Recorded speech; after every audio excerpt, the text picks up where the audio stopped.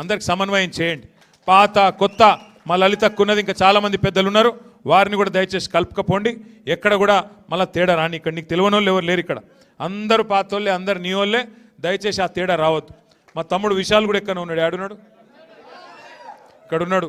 ఇగో తమ్ముడు గతంలో కూడా మంచి కార్యక్రమాలు ఆర్గనైజ్ చేసిండు, యూత్ను కూడా బాగా ఆర్గనైజ్ చేసిండు. ఇప్పుడు కూడా మీతో నా రిక్వెస్టు, రేపు మున్సిపాలిటీలో కానీ మొత్తం మీ నియోజకవర్గంలో కానీ బ్రహ్మాండంగా మళ్ళొక్కసారి అందరినీ కలుపుకొని, ఇప్పుడు మీరు కొద్దిగా ఓపిక పెంచుకోవాలి, జాగ్రత్తగా నడపాలి. ఇలా ఒక ఓపిక లేనోడు, తెలివి లేనోడు ఈ రాష్ట్రాన్ని పరిపాలిస్తున్నాడు, మీరు చూస్తున్నారు. పాపం ఆయనకు వర్ధనపేటలో కూడా గట్లే ఉందట, లేదు ఓపిక లేదు, మీరు చూస్తున్నారు.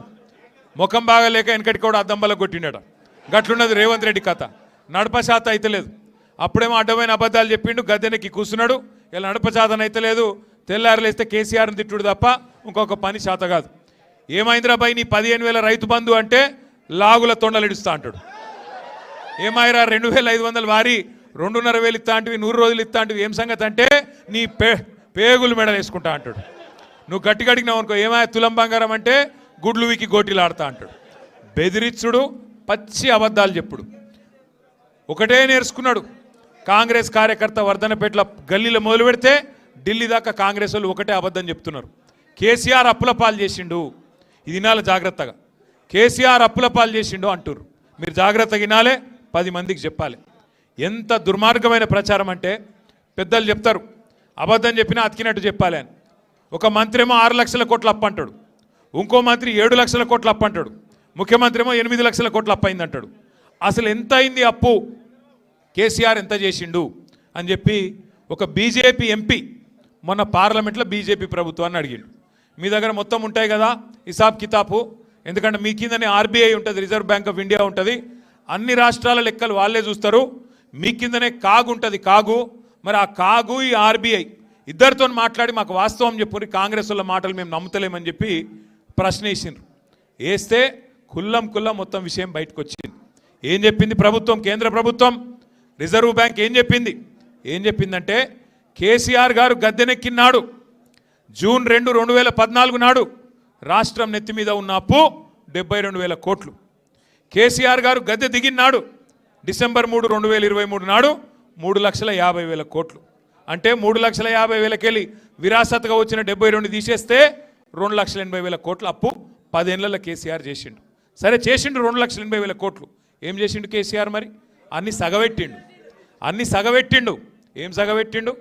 కాంగ్రెస్ వాడు ఆగం చేసి కరెంట్ ఇయ్యక సావగొట్టి అర్ధరాత్రి కరెంటు కోసం, అర్ధరాత్రి దొంగలు వచ్చే కరెంటు కోసం కావలగాసే పరిస్థితి నుంచి 24 గంటల కరెంటు రైతులకు ఇచ్చేతందుకు, ఫ్రీ కరెంట్ ఇచ్చేతందుకు 10 ఏళ్లలో 50,000 కోట్ల రూపాయలు ఉత్త కరెంటు కోసమే ఖర్చు పెట్టిండు కేసీఆర్.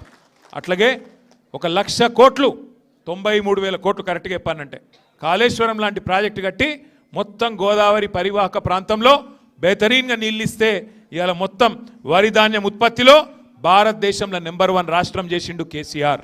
అట్లాగే రైతన్నల కోసం స్వాతంత్రం వచ్చిన తర్వాత ఏ నాయకుడు ఇయ్యలే, 70 లక్షల మంది రైతుల కోసం 73,000 కోట్లు మీరు అడగకముందే 11 కీజన్లు టింగుమని నాటేసే టైంకు మీ ఖాతాలో వేసిండు కేసీఆర్.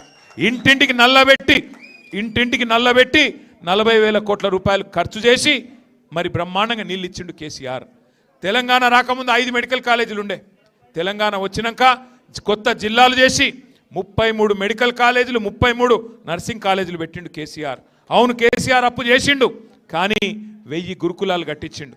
కేసీఆర్ అప్పు చేసిండు. మీ వరంగల్లో తెలంగాణలోని అతి పెద్దదైన 24 అంతస్తుల ఎంజీఎం దవాఖానా కట్టిండు కేసీఆర్. కేసీఆర్ గారు అప్పు చేస్తే 10 జిల్లాల్లో ఐటీ హబ్బులు కట్టిండు. మరి అలా నేను అడుగుతున్నా, కేసీఆర్ అప్పు చేసి నిర్మాణం చేసిండు, మరి నువ్వేం చేసినావు 2 ఏళ్లలో? 2 ఏళ్లలోనే రేవంత్ రెడ్డి వచ్చినాక 2,50,000 కోట్ల అప్పు చేసిండు. 2,50,000 కోట్ల అప్పు. ఒక్క కొత్త ఇటుక పెట్టిండా ఎక్కడన్నా? ఒక కాలువ తవ్విండా?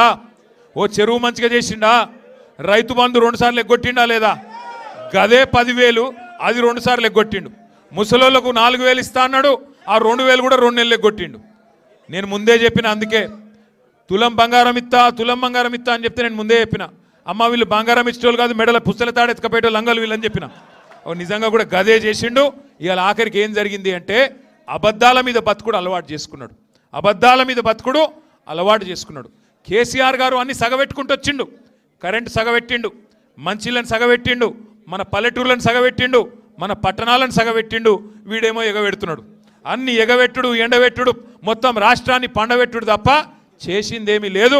ఈ 2 ఏళ్ళు తెలంగాణకు మాత్రం శటగోపం పెట్టిండు తప్ప చేసిందేమీ లేదు.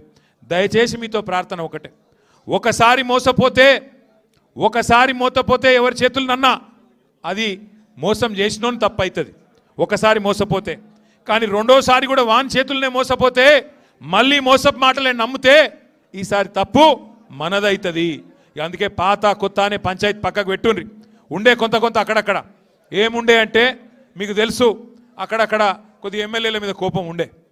మరి మా ఎమ్మెల్యే పోతే కేసీఆర్ ఉంటాడు కదా అనుకున్నారు కొంతమంది. అనుకున్నారా మీరు కూడా వర్ధనపేటలో గట్లే? కొంతమంది అనుకున్నారు తీగని అనుకున్నదిగా ఓడగొట్టి, లేకపోతే ఎందుకు ఓడిపోతారా? కానీ ఈసారి అనుకోవద్దిగా, ఈసారి గట్ల చూడొద్దిగా. ఈసారి కారు గుర్తు మీద ఎవరొస్తే వాళ్ళే కేసీఆర్ పంపించిండు, ఆయనకే ఓటెత్తామనాలి తప్ప ఇక కోడిగుడ్డు మీద ఈకలు వేసి కూడా బంద్ చేయాలి. ఈయన మంచోడా చెడ్డోడా, ఈయన దొడ్డుగున్నాడా సన్నగున్నాడా పొట్టిగున్నాడా పొడుగున్నాడా అన్ని